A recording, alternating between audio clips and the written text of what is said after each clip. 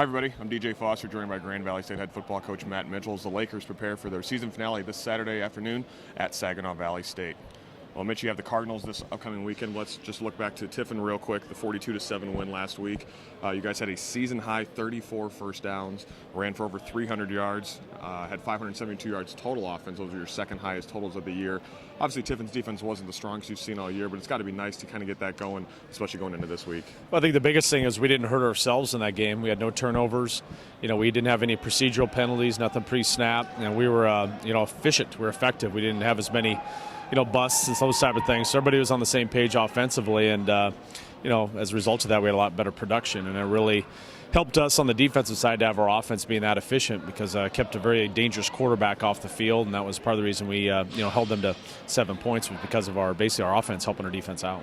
Before we get into Saginaw Valley State on both sides of the ball, talk about the rivalry. You've played them in the playoffs last year 4 times since the early 2000s in the playoffs. What does this rivalry mean? Every year it seems to be a great game regardless of the records. Yeah, I think there's just such a long history that goes back even before I got here. There were some great battles between the two schools, when Brian Kelly was here, and then Chuck Martin, Randy Oury, and then we've had some really good playoff games. Coach Collins and myself twice last year, back-to-back weeks. A kind of winner-go-home situation for us, and obviously for them in the second one. So even you date back to 2 years ago, we had a wild one. We got down, got back, and took the lead and really had a chance to win the game. Then they made a play at the end of the game, with to kind of pretty much knock us out of the playoffs. So it's always been a game that's meant a lot for everybody's seasons. I think the way that the GLIAC has scheduled it, it's been great because it's always been at the end of the year. And typically there's been a little bit more riding on the line, and that's the unfortunate part about this year is maybe not as much from a postseason implication riding on this game, but still a big rivalry. I know our guys are very excited to go over there and take them on. Let's look at the Saginaw. They're 2-8 this year. Obviously, a steep fall from last year when they were a playoff team. They have home wins over Northern Michigan and Northwood, but they're 0-5 on the road. They're the lowest scoring team in the league.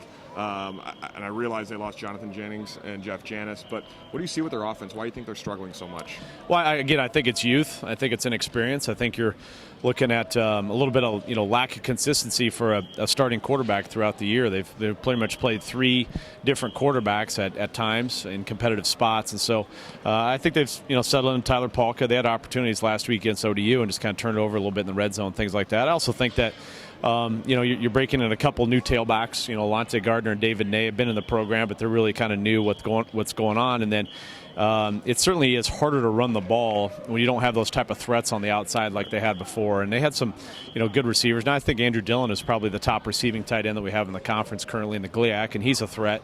But last year he was complemented by Jeff Janis and some other guys that they had outside, and they've lost a little bit of that. So they just they were explosive last year. They're just replacing a lot of pieces to the puzzle. A lot of guys across the board, wide out running back, quarterback, and it takes time. It takes time in that type of system to replace that type of talent. I'm sure they felt that throughout the course of the season.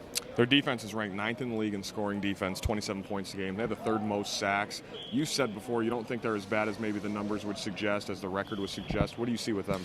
Well, again, I think they've got some guys up front like Will Schwartz on the defensive line that have played, or have played in playoff games, and they've got some pieces of the puzzle from the defensive line position. I think they're a little bit inexperienced in the secondary. Caleb Higby's a good player, but they've got some other guys out there that are new. They started a true freshman last week at corner, and some of those growing pains occur in the back end of defense. And as you just alluded to this too, when your offense is struggling to score points and you struggle with time of possession, you struggle with first downs, that means your defense has to take more repetitions. Right. You're out there more, and that's hurt them. I think special teams too, they've had some ups and downs with the special teams things, that have also, a lot of times if you're not great on special teams, you're giving up, like Indianapolis, they give a kickoff return for a touchdown, some of those other things, and we've experienced that ourselves, and when our special teams are great, it tends to reflect poorly on our defense because statistically those things show up. So I think all those factors kind of go into play, but they've still got some good playmakers on defense, some guys that were part of that defense last year.